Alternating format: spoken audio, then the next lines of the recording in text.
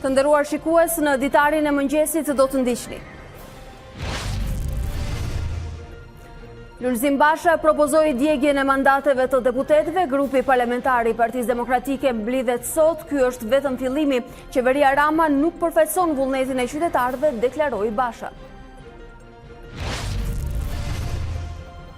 Larja e hesapeve mes bandave rivale solli vrasjen e 2 personave në Vlorë. Objektivi i atentatit dyshohet të ketë qenë Armando Sulejmani, antar i bandës së Gaxhait, i cili mbeti dhe i plagosur.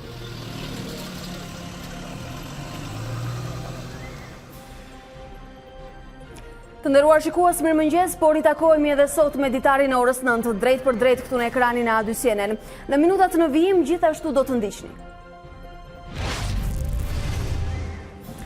Kosova festoi 11 vitet e pavarësisë. Ky përvjetore gjen Kosovën me ushtrin drejt konsolidimit. Në një intervistë për A2 CNN, presidenti Thaçi u ndal edhe te çështja e korrigjimit të kufive dhe garanton se Trepça dhe Ujmani nuk preken.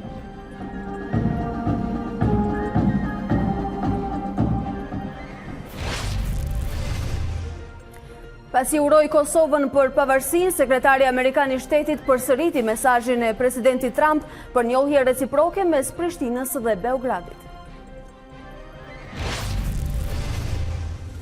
Trump ju bën thirrje aleatëve europian të rhiqni luftëtarët e ISIS dhe nisni gjyqet. Presidenti amerikan paralajmëron javën e ardhshme shpallin fitoren 100% e shtetit islamik dhe mposhtje të kalifatit.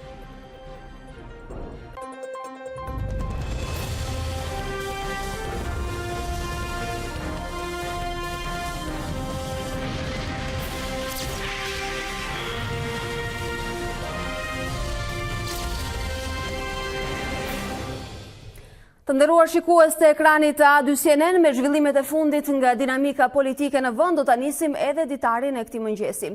Një ditë pas protestës para kryeministrisë, kreu demokrat Lulzim Basha deklaron se do t'i propozojë grupit parlamentar djegjen e mandateve të deputetëve. Basha thotë se ky vendim erdhi pas mesazhit të qartë të qytetarëve shqiptar. Ndërkohë, të kontaktuar nga A2 CNN, partitë aleate thonë se nuk kanë ndjeni për këtë vendim të Bashës. Lulzim Basha doli para kamerave gati 2 orë pasi kishte njoftuar konferencën për shtyp. Siç u pa, vonesa erdhi për një vendim të vështirë.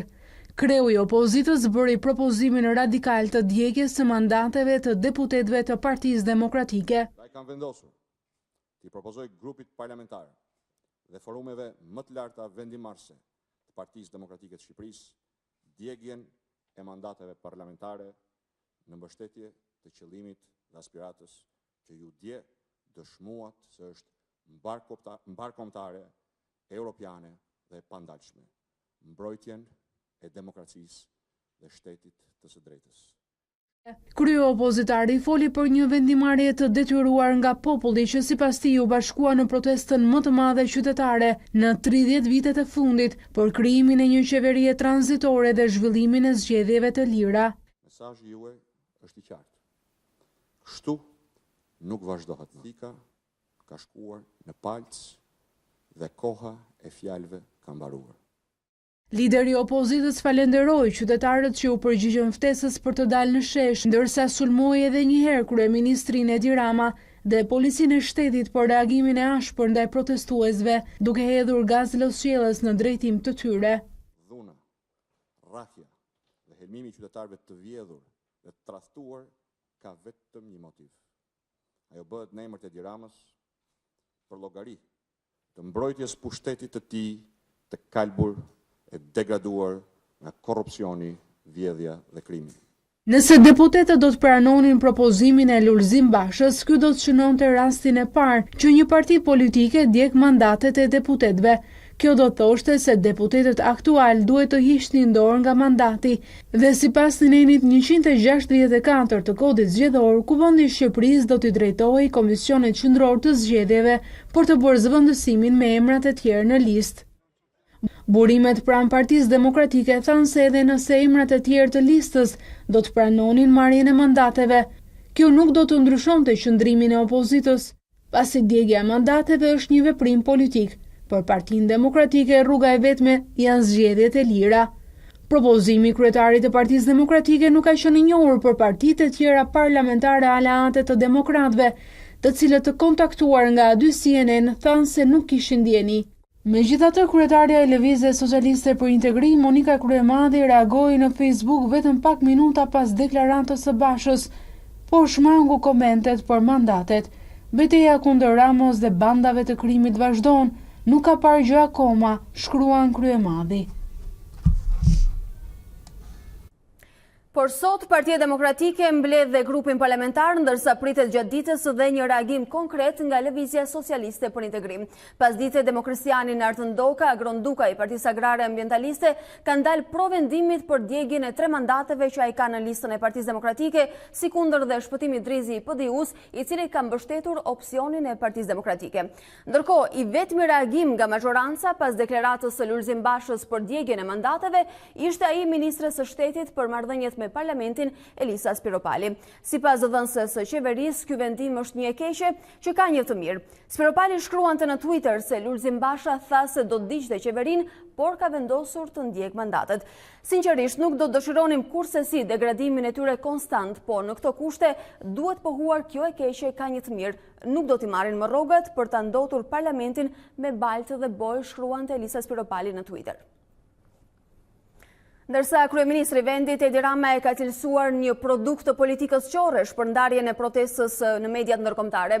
Kryeministri thotë se kjo politik pa vizion e goditi Shqipërinë në sytë e botës dhe u dha materiale atyre që janë kundër negociatave me Shqipërinë. Çfarë trishtimi pasqyra e shëmtisë së djeshme në mediat e dynjas, shkruante kryeministri.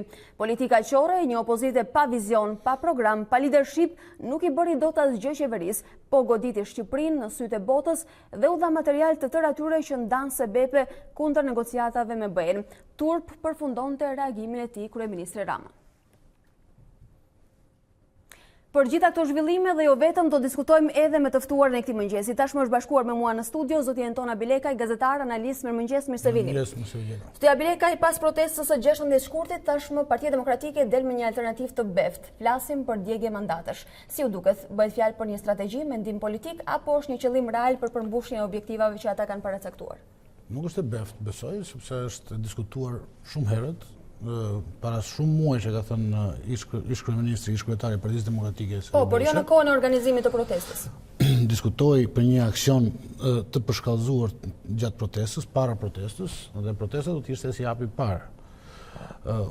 Pavarësisht se u tha nga liderët e Partisë Demokratike që në 16 shkurt do të bjerë qeveria, në fakt ai si hapi i parë ishte para përgatiste një aksion politik, një krizë politike të re, e cila do të përfundonte me zgjedhjet parakohshme siç është deklaruar nga opozita.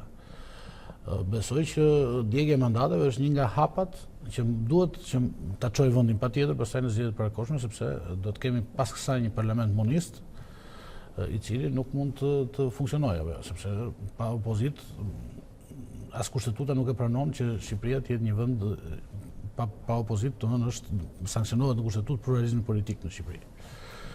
Besoj që ishte një lëvizje e pritshme, pavarësisht se nga koha kur e tha Lulzim Basha, apo nga konsultimet që ka bërë ai me aleatët, me Monika Kryemadhin, me LSI-s apo dhe të tjerët. Asnjëri nuk ka qenë i surprizuar nga ky vendim i Bashës, nga ky propozim i Bashës që pritet të kthehet në vendim. A do ta bëjnë seriozisht apo jo? Apo është vetëm një tezë për të shuar zërat kritik ndaj asaj që ndodhi në 16 shkurt?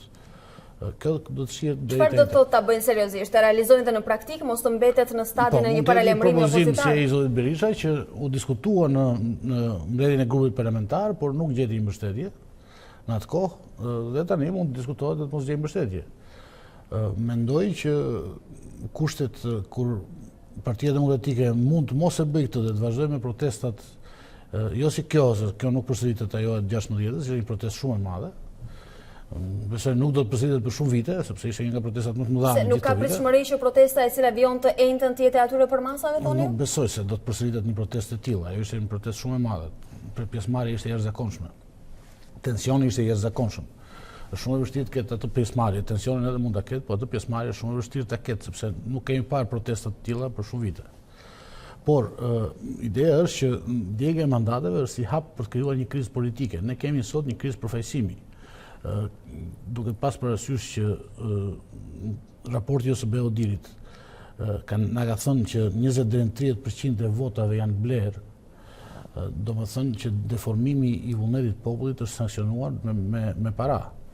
Ndërkohë që paralelisht me këtë raport, pasi ka dalë ky raport, ne kemi një dosje në prokurori të famshme në 339-ën, e cila na e shpjegon atë që thot raporti blerjen e votave.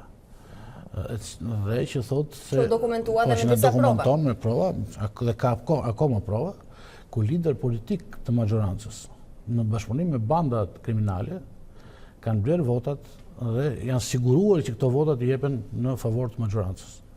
Pra, ky raport që thot 20 deri në 30% e votuesve kanë shitur votën, vërtetohet me dosjen e prokurorisë. Dhe këto nuk janë akuza që i bën opozita, vetëm opozita tashmë, po janë akuza të sankcionuara në raporte zyrtare dhe në dokumente zyrtare. A besoni se këto raporte, dokumente zyrtare, por njëkohësisht edhe prova tashmë të dokumentuara përveç tjerave edhe në media, do të kenë rezultate ose influencë në këtë periudhë parazgjedhore për vendin? Këto duhet kishin një influencë, besoj që duhet kishte një trajtim ndryshe të dosjes 339 edhe nga prokuroria, edhe nga parlamenti, sepse prokuroria varet direkt nga parlamenti. Parlamenti duhet ta urdhëronte prokurorin, ta nxiste prokurorin që të zbardhte dosjen 339 përpara zgjedhjeve. Të bënte gjithçka, të vinte gjithçka në dispozicion. Që nuk e ka këtë fuqi parlamenti? Parlamenti e ka këtë fuqi, por nuk e ka këtë vullnet. Nuk do ta shfrytëzoj. Dhe i takon opozitës t'ia kërkoj edhe majorancës votën, ku t'i kërkohet prokurorisë që të ketë një zbardhje urgjente të dosjes 339, e cila ka rreth 100 ose 200 kaseta për të zbardhur, dhe ku duket qartë se çfarë ka ndodhur në Dibër në shtator 2016-s dhe në qershor të 2017-s. Pra, ne aty kuptojmë një skem manipulimi, blerje vote, e cila deformon vullnetin e zgjedhësve. Kjo do të ndihmonte një në rast parë në zgjedhjet e tjera që do vinë në 30 qershor, por mbi të gjitha, kjo nuk është një dosje për të futur Vangjush Dakon në burg. Megjithatë, prokuroria dhe parlamenti mund të jenë pasive dhe të heshtur. Megjithatë, opinioni publik është aty. I dëgjon, i shef, ka mundësinë të dokumentohen për ditë parasysh. Është tjetër gjë opinioni publik dhe këtu flasim për një akt si dorëzimi i mandateve, ndjekja e mandateve nga opozita. Opinioni publik mund të bindet ose jo në varësi të informacionit që ka dhe të bindjeve që ka. Ajo që ka shumë rëndësi është çështja institucionale, është përfaqësimi, pra kriza e përfaqësimit, e cila do shndërrohet në krizë politike kur të dorëzohen mandatet. Pra, a ka një përfaqësim të qartë në parlament të votës popullit? Të gjitha këto fakte që tham tregojnë që nuk ka. Domethënë, dosja 339 nuk është për të futur Vangjush Dakon në burg. Dosja 339 na ndihmon të kuptojmë që ne kemi një majorancë falso, që ka dalë nga zgjedhje që me vota të blera. Parlamenti nuk mund të funksionojë më.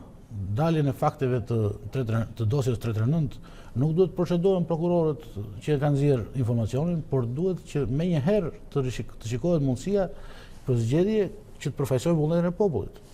Kështu që dorëzimi i mandateve është një hap drejt këtyre zgjedhjeve që të përfaqësojnë vullnetin e popullit. A ka një projekt pastaj opozita se si do të shkohet në zgjedhje pa blerje vote, pa manipulim, zgjedhje të lira dhe të ndershme? Kjo është një gjë tjetër. Projekti që ka paraqitur deri tani çalon shumë, ka shumë gropa. Kush janë mangësitë e projektit ose platformës që ka arritur të shpalosë deri në këtë moment? Projekti i opozitës është që më para që kërkoni qeveri tranzitore, e cila nuk është e përcaktuar se si do të jetë politike apo teknike. Po si duhet të jetë fytyra e kësaj qeveri tranzitore në të vërtetë në opinionin tuaj? Duhet të jetë me element nga majoranca, nga opozita? Cila duhet të jetë struktura e saj konfigurative? Kjo nuk e di është zgjidhje qeveria tranzitore në rast parë. Pse keni dilemën? Sepse në kjo është një qeveri që do të ketë përfaqësi në bazë të numrit të votave, në bazë përqindjes të votave. Majoranca do të ketë përsëri pjesën e vet të qeverisë, opozita do të ketë pjesën e vet, dhe shumica do ta ketë përsëri majoranca. A është e gatshme një qeveri që ka shumicën e ka nga përfaqësuesit e majorancës të bëjë zgjedhje të lira dhe të ndershme dhe të përgatitë zgjedhje të lira dhe të ndershme? Me pothuajse të njëjtit eksponent? Në rasti i 2017-s, megjithëse kishte pak kohë, mund mos janë të njëjtit eksponent, mund të jenë ministra të tjerë, mund të jenë ministra teknik, por që të përfaqësojnë Partinë Socialiste. Përfaqësojnë të njëjtat subjekte. Dhe vullnetin e Partisë Socialiste për të bërë zgjedhjet ashtu siç ka bërë në 2017-ën. Në 2017-ën ne e pam që nuk funksionoi marrëveshja e 17 majit me 4-5 ministra që i dha Rama Bashës, pavarësisht përpjekjeve të tyre, gjithë struktura nën ta punoi për projektin e kryeministrit. Edhe nuk kemi asnjë arsye të mendojmë që në rastin e qeverisë tranzitore nuk do të ndodhë kështu. Dhe nuk e dim pastaj se sa kohë do të ketë qeveria tranzitore për të përgatitur zgjedhjet e lira të ndeshme, qofshin ato edhe lokale vetëm, pastaj edhe të përgjithshmet. Kështu që nuk mund të jap unë një plan zgjidhje për këtë, por mendoj që ky plan ka shumë të panjohura dhe këto të panjohura shndrohen në gropa, në mosbesim. Ne nuk e shohim si zgjidhje një qeveri tranzitore, dhe aq më tepër në kohën që zgjedhjet mund të bëhen brenda në 30 qershor, brenda 4 ose 5 muajve. Që është e pamundur si kohë që ti të krijosh një infrastrukturë që të ndaloj blerjen e votës, që është shumë e vështirë për të bërë. Sepse blerja e votës do të thotë që qytetari shkon në kutinë e votimit me votën e shitur dhe nuk ka nevojë fare të manipulohet as proces verbali, as vota, as gjë tjetër. Pra është një proces i cili është unik në Shqipëri dhe është shumë e vështirë, nuk kemi asnjë mundësi të kopjojmë, të përkthejmë një ligj ose një mënyrë sjellje të një vendi tjetër, siç kemi bërë me ligjet e tjera. Duket si një mendësi e rrënjosur edhe tek votuesit. A besoni se pritshmëritë e elektoratit të partive opozitare, jo vetëm Partisë Demokratike, u përmbushën ditën e shtunë me protestën dhe çfarë presin ata pas kësaj, post protestës? Alternativa e djegjes së mandateve besoni se është për të mbështetur nga ana e tyre? Mendoj që protesta është rast tjetër. Është një hap që nisti ishte shumë më i madh se sa doli, në kuptimin jo të pjesëmarrjes, por të rezultatit që dha. Ishte besoj për shkak se liderët e Partisë Demokratike, por edhe të LSI-s, i përgatitën pjesëmarrësit në protestë për rrëzimin e qeverisë me disa herë, me disa deklarata që data 16 do të jetë fundi i Tiranës e tjera e tjera. Kjo ndoshta ndikoi në pjesëmarrje, por pas pjesëmarrjes erdhi edhe zgënjimi. Ne pam një protestë që degeneroi në thyrje xhamash dhe prishje kërpudhash dhe jo në një rezultat politik. Dhe mbeti aty. Po, dhe ka zërat që thonë që një protestë e tillë me pak dhunë ndodh në gjithë botën, duhet të bëjnë dallim mes protestës të udhëhequr nga politika dhe një proteste të udhëhequr nga shoqëria civile. Se zotëja Bilekaj, edhe në rastin e Greqisë zyrtare, në momentin kur ata protestonin për FMN dhe marrëveshjet e borxhit, kishte protesta shoqërisë civile që i mbështesin dhe partitë opozitare dhe anarkistët. Shoqërisë civile në Greqi ka shumë anarkistë dhe shoqëri civile e cila proteston dhe sigurisht janë të dhunshme. Politika, fjala politik e përjashton dhunën. Politika është për të zgjidhur me mjete paqësore ato që kërkohen me dhunë nga grupe sociale. A nuk janë konsumuar mjetet paqësore? Nëse janë konsumuar zgjedhjet paqësore, atëherë opozita duhet bëjë veprime radikale politike. Jo politike, jo parapolitike, që janë si dorëzimi i mandateve etj. Veprimet parapolitike i bëjnë ato grupime që janë parapolitike. Ato që janë politike bëjnë veprime politike. Pra, nëse ka një zemërim popullor, opozita mund ta nxjisë zemërimin popullor, por nuk mund të udhëheqë një veprimtari të dhunshme. Pasi dorëzon mandatet dhe nuk është më e përfaqësuar në parlament, atëherë opozita do të mund të përfshihet edhe në udhëheqjen e atyre që nuk e gjejnë vetëm të përfaqësuar tek parlamenti, që janë ata që janë të zemëruar me qeverinë dhe që mund të bëjnë edhe akte të tilla të dhunshme, të cilat sigurisht që nuk janë shumë shqetësuese në kuptimin që po kërkojnë të përmbysin rendin kushtetues, por nuk mund të udhëhiqen nga një parti politike sepse krijon një tension social, një tension politik dhe social i cili pastaj mund të përsëritet vazhdimisht. Dhe për fund, kur jemi tek alternativa e djegjes së mandateve artikuluar kaq shumë në 24 orëshën e fundit, nuk kemi një qendrim zyrtar ende nga Lëvizja Socialiste për Integrim, që është partia e dytë më e madhe opozitare në vend. Nga ana tjetër, dhe majoranca është krejtësisht e heshtur dhe nuk ka pasur asnjë feedback për propozimin e zotit Basha. Majoranca kishte një feedback nga ministrja për marrëdhënien e parlamentit dhe zëdhënësja e qeverisë, e cila është e tregon që nuk është ministre për marrëdhënien në parlament, por për marrëdhëniet e Partisë Socialiste në parlament. Po duk si një feedback jo formal. Po sepse opozita në parlament është e domosdoshme. Të gëzosh që opozita nuk do jetë në parlament se nuk do jetë boj, domethënë që të gëzosh që Shqipëria nuk ka pluralizëm politik. Të gëzosh që të kthehemi pas 29 vjetësh në diktaturë, apo në një sistem monopartiak. Kështu që nuk besoj se ajo deklaratë e Elisës Piroparit është qëndrimi i majorancës. Nuk besoj se është pritur me qetësi dhe me lumturi largimi i opozitës, sepse krijon një precedent të unik në politikën, jo vetëm politikën shqiptare, por në politikën rajonale të paktën dhe në gjithë Evropën, një precedent që është justifikuar në kushtet ku jemi. Është justifikuar për shkak të situatës institucionale që ndodhet në Shqipëri dhe situatës politike. Pra vërtet të kemi një parlament i cili nuk përfaqëson vullnetin e popullit. Por ne kemi një parlament që gjithashtu merr vendime antikushtetuese dhe askush nuk mund t'i anullojë ato vendime, sepse presidenti ka drejtën ta kthejë vetëm një herë. Pra ata mund të miratojnë një ligj për teatrin me emrin Fusha dhe nuk ka gjykatë kushtetuese për ta anulluar. Mund të miratojnë prokurorin e përgjithshme me 69 vota dhe nuk ka gjykatë kushtetuese për ta anulluar. Pra në këto kushte e vetmja mundësi që i mbetet opozitës është që të dalë nga parlamenti, të dorëzojë mandatet dhe ta lërë majorancën të bëjë atë që po bën pa qenë fasadë demokratike e kësaj qeverie. Zotja Bileka, faleminderit shumë që ishit këtë mëngjes këtu. Faleminderit juve.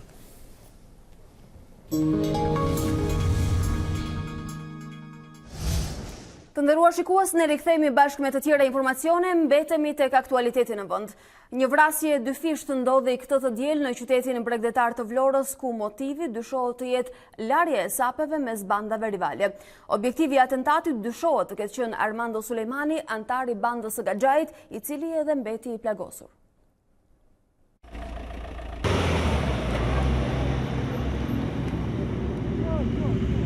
Hakmarrjet e vjetra janë kthyer sërish në qytetin bregdetar të Vlorës, ku u shënua një atentat me 2 të vrarë dhe 1 të plagosur. Ngjarja ndodhi mesditën e së dielës në zonën e ujit të ftohtë, kur atentatorët qëlluan me breshëri Kallashnikovi në drejtim të një automjeti ku ndodheshin 3 persona.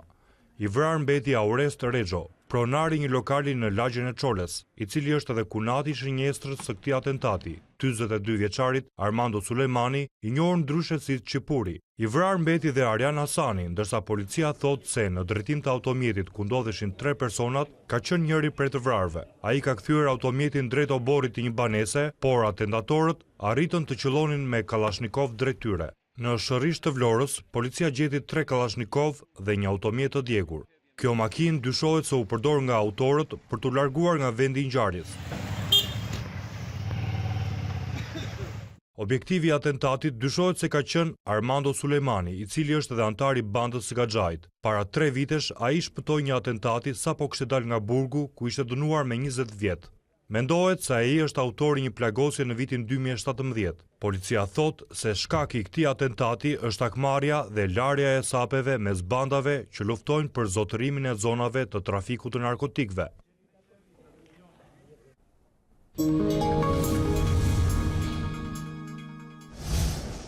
Kosova festoi ditën e djeshme për vjetorin e 11 të shpalljes së pavarësisë. Autoritetet zhvilluan aktivitete të ndryshme për ta kremtuar këtë ditë të veçantë. Në Prishtinë ishte edhe gazetarja jonë, Elona Gjyrmi, do të ndjekim raportimin e saj nga dje.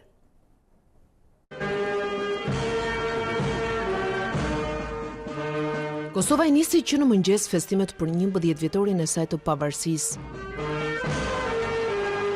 Hashim Thaçi, Ramush Haradinaj dhe Kadri Veseli ishin në krah të njëri tjetrit, pa shkëmbyer shumë fjalë teksa vendosnin lule në shtatoren e Ibrahim Rrugovës, monumentin e të zhdukurve në luftë apo varrezat e jasharëve. Në seancën solemne të Parlamentit Kosovar në 11 vjetorin e pavarësisë nuk munguan dasit politike. Kryeministri Haradinaj bëri thirrje që marrëveshja me Serbinë të vazhdojë të negociohet, por në bazë të kufive ekzistues kosovar. Ndërsa kryetari i kuvendit, zoti Veseli, i bëri thirrje politikanëve të lënë pasinate dhe të bashkohen të gjithë bashkë kundër Serbisë në arritjen e një marrëveshje në interesa kombëtar. I pranishëm ishte edhe kryeministri Rama, të cilët deputetët e pranishëm në sallë kërkuan që të mbante një fjalë, por u respektua protokollin. Jemi të interesuar për një marrëveshje tani me të ditur e të quajtur obligative ligjore, për njojë reciproke me Serbinë kufit ekzistus dhe njëkohësisht jemi të interesuar për avancimin e Kosovës drejt antarësimit në NATO dhe MVE. Kalkulimet elektorale, qasjet individuale, por protagonizma dhe inatet nuk po i bajnë mirë Kosovës. Është koha të i lëm këtu. Flamujt e Kosovës dhe Shqipërisë pushtuan sheshin Nën Tereza, ku qytetarët kishin zbarkuar nga të gjitha qytetet për të ndjekur parakalimin e forcave të sigurisë së Kosovës. Të nderuar të pranishëm, këtë vit, të nderuar të pranishëm, do të marrim edhe një vendim tjetër strategjik për të ardhmen e vendit tonë. Duhet të arrijmë marrëveshje paqësore, gjithëpërfshirëse, të përhershme, që në kuptojmë njohjen reciproke dhe antarësimin e Kosovës në Organizatën e Kombeve të Bashkuara, pra një marrëveshje paqësore me Serbinë. Momentet e tensionit të Tiranës, me sa duket vazhdonin të shqetësonin Edi Ramën, që për një kohë të gjatë nuk e hoqi telefonin nga dora. Liderët vazhduan agjendën në hotelin e Bexhet Pacollit. Një urim për pavarësinë, për si jeni shqiptar? Urime, gjithë. Si e shihni në këtë 11 vjetor Kosovën? Aty ku ndroni ti? Urime. Kosova është duke rrugtuar në mënyrë sigurt dhe jam i bindur se ne do të jemi aty atëherë kur i krymë edhe disa punë. Politikanët e Kosovës parakaluan krah popullit të tyre menjëherë pas përfundimit të ceremonisë të organizuar enkas për 11 vjetorin e pavarësisë në sheshin Skënderbej. Përveç urimeve, kishte edhe kërkesë llogarie nga disa prej tyre. Në një intervistë ekskluzive për A2CNN, presidenti Thaçi foli për çështjen e korrigjimit të kufive. Marrëveshja me Serbinë do të bëhet duke respektuar sovranitetin territorial dhe Trepçe e Ujmani nuk preken, deklaroi ai. Rrugën dhe drejtimin e dur. 11 vite më parë, presidenti Hashim Thaçi, në atë kohë kryeministër i vendit, firmosi pavarësinë e Kosovës. Sot, pas 11 vitesh, shprehet krenar për progresin dhe suksesin e shtetit më të ri në rajon, njohur ndërkombëtarisht nga 116 shtete. Në një intervistë për A2CNN në festën e pavarësisë, kreu i shtetit flet për sfidat në të ardhmen. Po punoj fuqishëm për konsolidimin e brendshëm, por edhe në rrafshin ndërkombëtar. Natyrisht mbesin sfida cilat do të vazhdojnë edhe në të ardhmen e në veçanti se përket reformave demokratike, që në politikë, ekonomia, apo legjislacion, luftën kundër korrupsionit, kundër krimit organizuar. E duket se një nga sfidat më të afërta mbetet marrëveshja me Serbinë. Kosova këtë vit shpresoj që do të arrijë marrëveshjen me Serbinë, një marrëveshje gjithëpërfshirëse, që do të përfshijë gjitha çështjet e hapura mes Kosovës dhe Serbisë.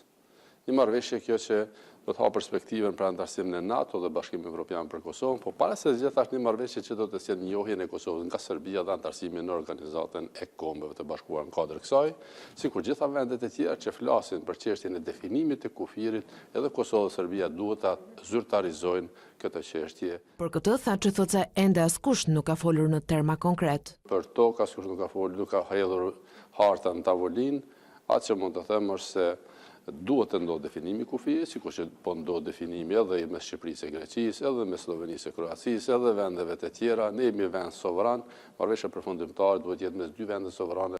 Një përgjigje Thaçi ka edhe për ata që për këtë çështje e kanë quajtur tradhtar. Po individa, po politikan provincial apo shpellar, mund të flasim për njerëz që mund binë gjumë hero, në mëngjes quhen tradhtar apo mbrëmje janë tradhtare në mëngjes hero.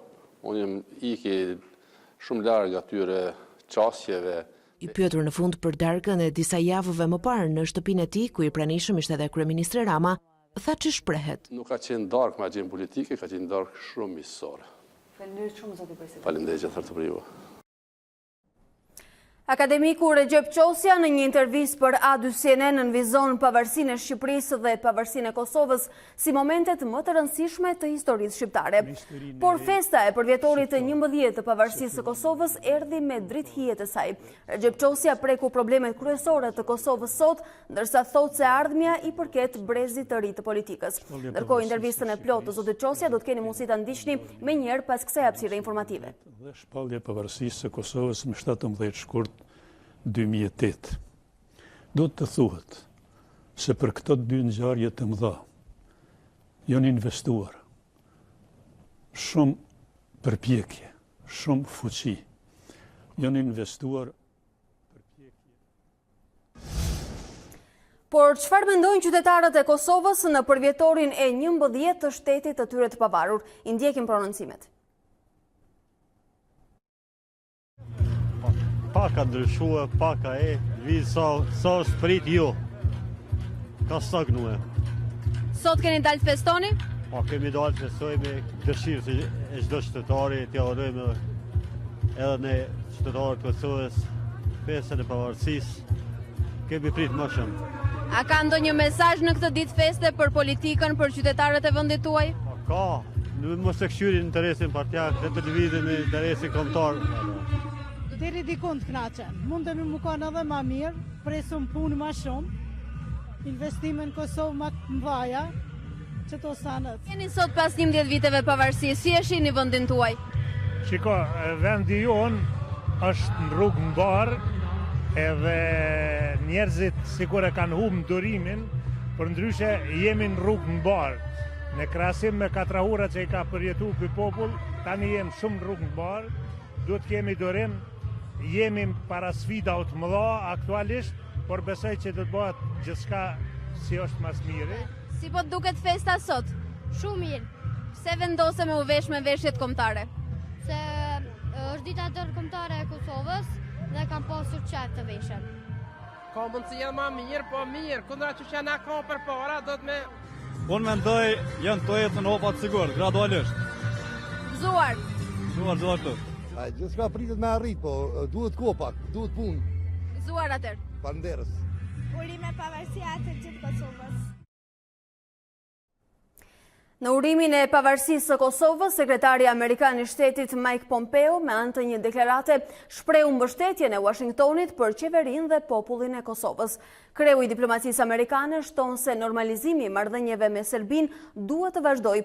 Gjithashtu Pompeo nxit Prishtinën dhe Beogradin që të arrijë një marrëveshje pajtimi, e cila në thelb duhet të ketë njohjen reciproke. Të njëjtin mesazh kishte edhe ambasadori amerikan në Kosovë Philip Kosnet. Ndër të tjera, Kosnet thotë se nuk ka dyshime që partneriteti mes Prishtinës dhe Washingtonit do të vazhdojë edhe në të ardhmen. Këto mesazhe u theksuan të premten nga një letër e presidentit amerikan Trump për dy presidentët e Kosovës dhe Serbisë. Por Shqipëria ka përfituar shumë pak nga vendosja e tarifës 100% nga Kosova për Serbinë dhe Bosnjë-Hercegovinën. Kjo për shkak të orientimit të dobët të prodhimit Made in Albania drejt tregut kosovar, por edhe burokracive të shtuara, të cilat ekzistojnë ende në tregtinë mes dy vendeve. Shqipëria nuk ka përfituar nga vendosja e tarifave 100% që Kosova ka aplikuar për mallrat që vijnë nga Serbia dhe Bosnjë-Hercegovina. Një vendim politik që mund të kishte përfitime të mëdha ekonomike për vendin ton, por që fatkeqësisht nuk ka ndodhur. Rritja e taksës 100% pra, është obo pejzorit. Nuk e ka bo Kosova fiqevit, nuk kemi qendi ndër shumë, si ku të ishmë rini marveshe për njohje, pa këto traumat që po i hasim, territore, kufi, kushedion, me siguri se të ishte një situatë tjetër. Por kush ka përfituar realisht nga kjo taks? Sipas të dhënave të zyrës së statistikës së Kosovës, vetëm për muajin dhjetor, importet nga Serbia ranë me 41 milion euro. Nëse i shtojmë edhe importet e munguara nga Bosnja dhe Hercegovina, firoja e mallrave arrin rreth 48 milion euro. Nga kjo diferencë, Shqipëria përfitoi duke rritur eksportet me vetëm 6.5 milion euro. Më e fituara ka qenë Greqia, që i ka dyfishuar eksportet duke i rritur me rreth 9.4 milion euro. Pas saj ndjek Slovenia, që i shiti Kosovës në dhjetor 8.8 milion euro më tepër mallra. Të fituara kanë dalë edhe Turqia e Maqedonia, me një rritje përkatësisht 7.1 dhe 4.8 milion euro secila. Pas taksës, Shqipëria zë aktualisht vetëm 5.7% të importeve të Kosovës.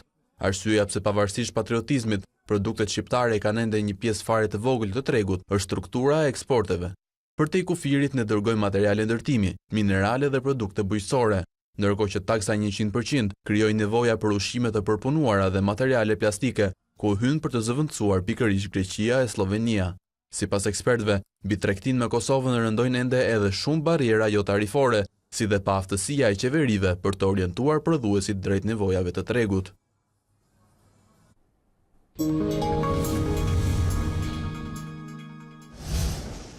Njemi dhe me zhvillimet ndërkombëtare. Venezuela vion të bëhet gjithnjë më shumë një shtet i mbyllur autoritar. Qeveria në drejtimin e presidentit Nicolas Maduro i ndaloi hyrjen një delegacioni me deputetë të Partisë Popullore Europiane.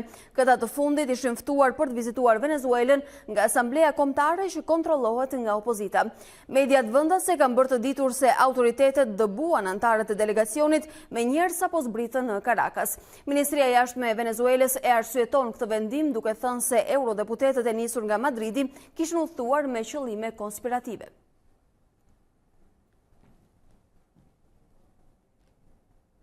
SBA dhe aleatët europian kanë arritur të mposhtin përfundimisht shtetin islamik. Para fjalimit që pritet të mbajë në ditët në vijim për shkatrimin e ISIS në Siri, presidenti Trump i kërkon partnerëve europian që të tërheqin në vendet e tyre mbi 800 luftëtarët e ISIS dhe të nisin gjyqin për ta. Shtetet e Bashkuara i kërkojnë aleatëve europian të marrin mbrapsht në shtëpi mbi 800 luftëtarë të ISIS të kapur në Siri dhe të nisin për ta gjyqin. Shtetet e Bashkuara i kërkojnë Britanisë, Francës, Gjermanisë dhe aleatëve të tjerë evropian të marrin mbrapsht mbi 800 luftëtar të ISIS të kapur në Siri dhe t'i nxjerrin përpara gjyqit. Kalifati është gati të bjerë. Luftëtarët e ISIS janë kapur në përpjekjet e tyre të fundit për të sjellë kalifatin e vetë deklaruar vite më parë, në prag të mposhtjes totale. Ne bëjmë kaq shumë, shpenzojmë kaq shumë, është koha për të tjerët që të ngrihen dhe të bëjnë punën për të cilën janë të aftë. Ne po tërhiqemi pas fitores 100% kundër kalifatit. Trump përzotuar se do të tërheqë trupat ushtarake amerikane nga Siria pas mposhtjes në territor të Shtetit Islamik, duke shtuar pikpyetjet mbi fatin e aleatëve kurd të Washingtonit dhe përfshirjes turke në verilindje të Sirisë. Edhe pse Shteti Islamik ende mban në kontroll një xhep të vogël në shkretëtirën qendrore të Sirisë, të tashmë funksionojnë nën tokë si celula të fshehura në disa qytete të Irakut, ndoshta gati për sulme të reja, forca e tyre e ligjit në territor është shuar. Javën e ardhshme presidenti Trump paralajmëroi se do të shpallë përfundimisht mposhtjen 100% të kalifatit.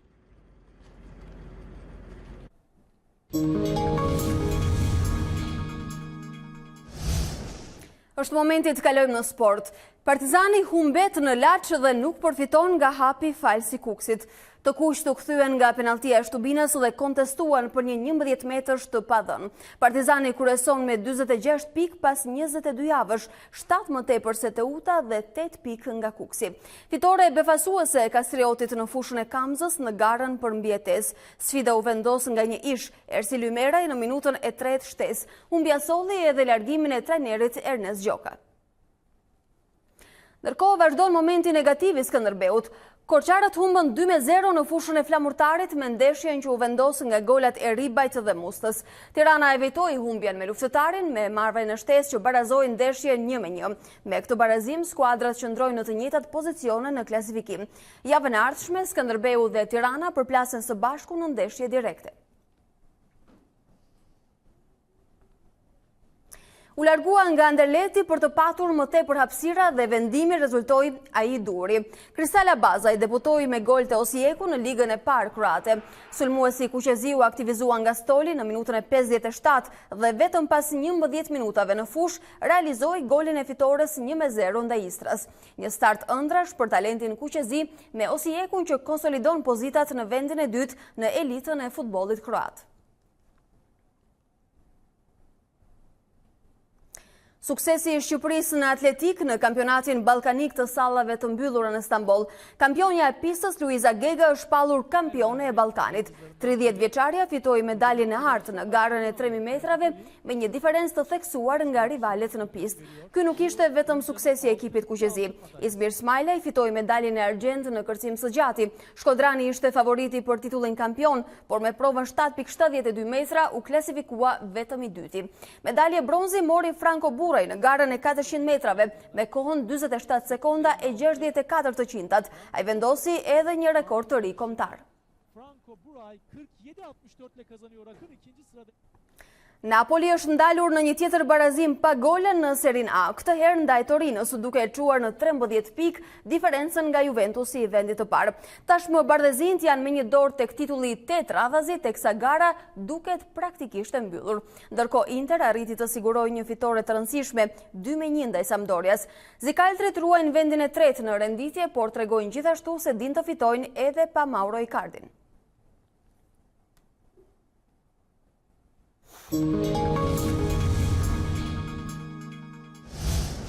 Në Nis të Francës ka nisur karnavalet tradicionale të përbitshme që tërheqin çdo vit mira vizitorë nga Franca, por edhe e gjithë bota. Ajo çka spikati që në ditën e parë ishin karikaturat e krerëve botror nga Donald Trump tek Vladimir Putin.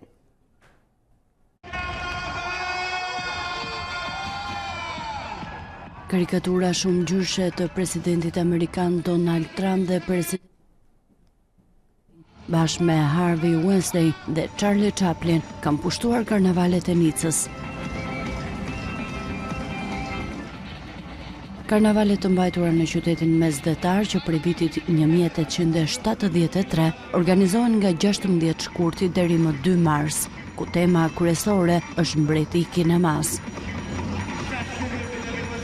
Këtë vit karnevalet janë në nderim të 100 vjetorit të studios filmike Victorin, një nga kompanitë më të mëdha të prodhimit të filmave në jug të Francës. Artistë dhe skulptorë janë përpjekur për javë me radhë për të krijuar dhe nderuar figurat e famshme botërore, duke i dhënë qytetit ngjyra dhe drita për thuajse një muaj.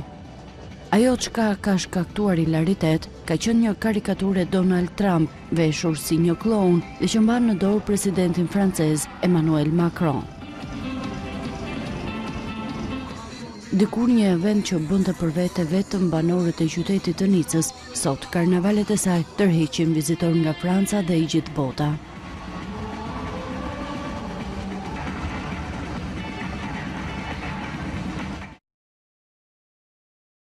Me diell, por sa të ftohta do t'jenë orët në vijim, na informon meteorologja jon Tanja Porja në këtë moment. Tanja, mirëmëngjes, mirë se vjen. Salva, mirëmëngjes të gjithë shikuesit e A2 CNN, jemi sërish së bashku me kushtet e motit për ditën e sotme dhe një informacion më të përgjithshëm për të gjithë javën. Sot në fakt vijojnë kthjellimet me vranësira kalimtare në të gjithë territorin shqiptar, më të dukshme vranësira do të jenë gjatë orëve të pasdites në ekstremin verior dhe në zonat malore, por nuk priten rreshje as sot, por në fakt edhe deri ditën e premte nuk presim rreshje. Për sa i përket temperaturave, ato janë rritur lehtë në orët e mëngjesit të sotëm, rritja vijon e lehtë dhe në mesditë. Vlerat më të ulta dhe më të larta variojnë nga -2 më ulta në verilindje deri në 16 apo 17 gradë Celsius, pritet maksimumi në ditën e sotme, pra një ditë e ngrohtë kjo. Shkurtimisht kjo javë pritet të jetë kryesisht e kthjellët të paktën deri të premten. Ajo çfarë vlen të veçojë nga informacioni i kësaj jave është që sot edhe nesër hapësira detare dhe kryesisht në Adriatik do të jenë me vranësira dhe stuhi të izoluara me rebeshe shiu dhe stuhi të izoluara ere në fakt. Ky është informacioni për ditën e sotme dhe një informacion i përgjithshëm për të gjithë javën. Tanja, ne të falenderojmë që na mban të informuar orë pas ore në ekranin e A2 CNN.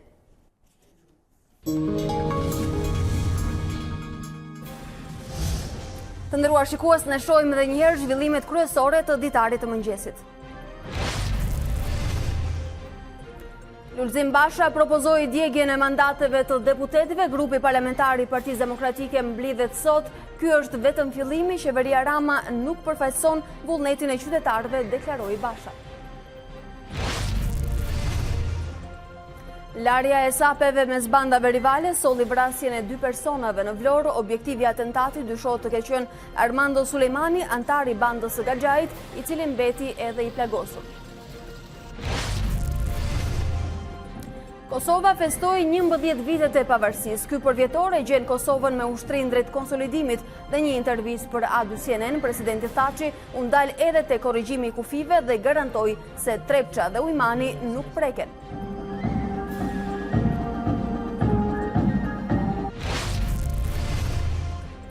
Pasi uroi Kosovën për pavarësinë, sekretari amerikan i shtetit përsëriti mesazhin e Trump për njohje reciproke mes Prishtinës dhe Beogradit. Trump thirrri aleatëve europian të tërhiqnin luftëtarët e ISIS dhe nisni gjyqjet. Presidenti amerikan paralajmëron këtë javë shpallin fitore 100% dhe shtetit islamik dhe mposhtje të kalifatit. Zonja dhe zotëri, kjo ishte gjithçka e përgatitur për ditarin e orës 9 këtu në ekranin e A2 CNN. Unë ju falenderoj për vëmendjen që treguat dhe ju ftoj të na ndiqni edhe në rrjetet tona sociale, në Facebook dhe Instagram, por edhe faqen tonë të internetit a2cnn.com. Bashkë ndajemi këtu, ju vjoni qëndroni me ne.